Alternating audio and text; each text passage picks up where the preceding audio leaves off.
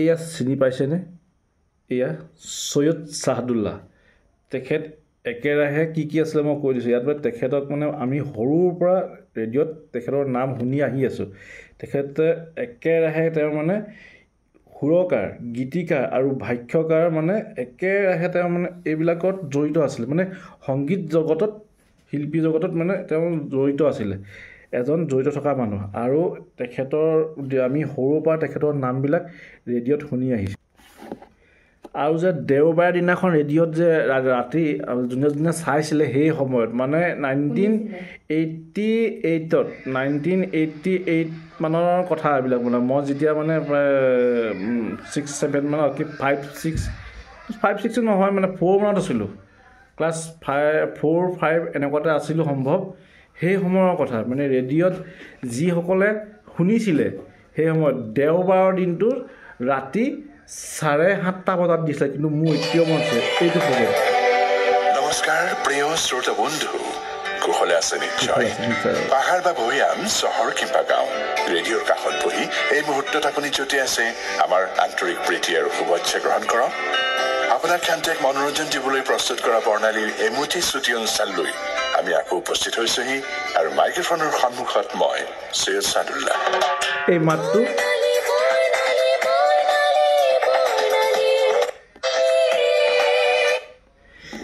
এই যে মাতটো কথাখিনি ক'লে যে এই ভাষ্যকাৰ মানে এইজনে তেওঁৰ সৈয়দ ছাহাদুল্লাহ ৰেডিঅ'ৰ মুখৰ আগত কয়, তাৰমানে সেইটো কাৰণে তেওঁক ভাষ্যকাৰ কৈছে। এই মাতষাৰেই হ'ল সৈয়দ ছাহাদুল্লাহৰ মাত।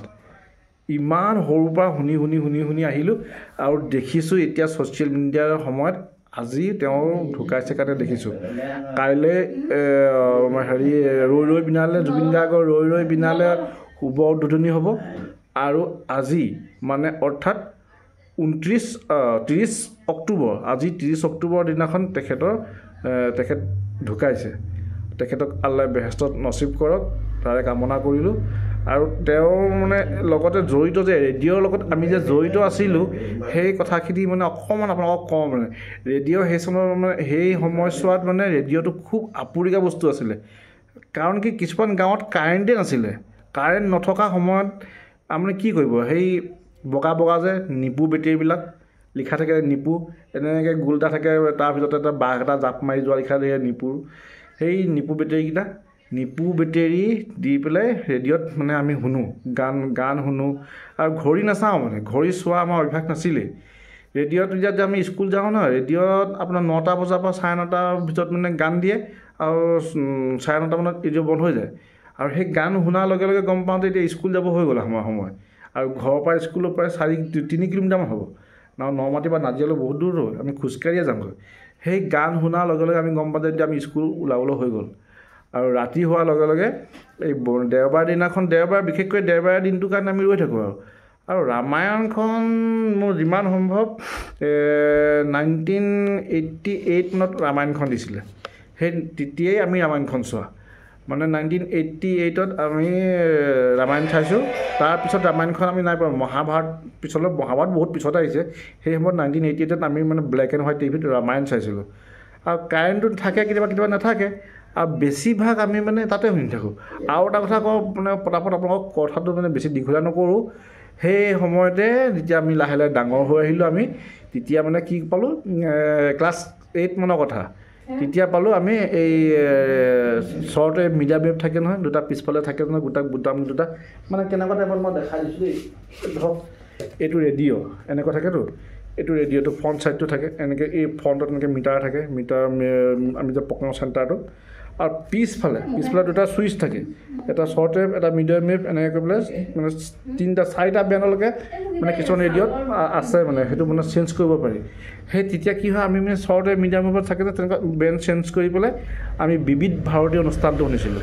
সেই বিবিধ ভাৰতী অনুষ্ঠানটো য'ত শুনিছিলোঁ না, সেই বিবিধ ভাৰতী অনুষ্ঠানটোত মানে কি হয়, নতুন যিবা চিনেমাবিলাক যে মানে নতুন চিনেমাবিলাক ৰিলিজ হয়, সেই চিনেমাবিলাক সেই বিবিধ ভাৰতী অনুষ্ঠানত মানে আগতীয়াকৈ মানে ট্ৰেইলাৰ দি দিয়ে।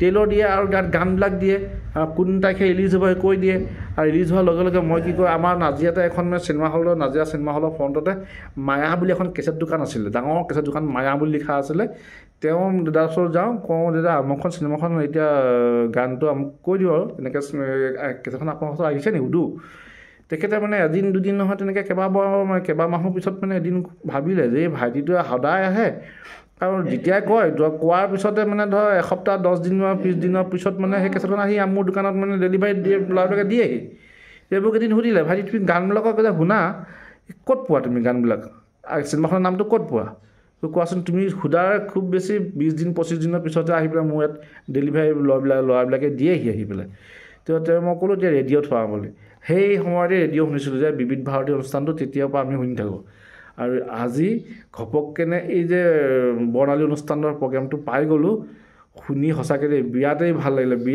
লাগিলে মানে একদম মানে দিলৰ মানে সৰু কাললৈ মনত লাষ্টত আৰু এবাৰ আপোনালোকক শুনাই দিওঁ বৰ্ণালী অনুষ্ঠানটো কেনেকুৱা আছিলে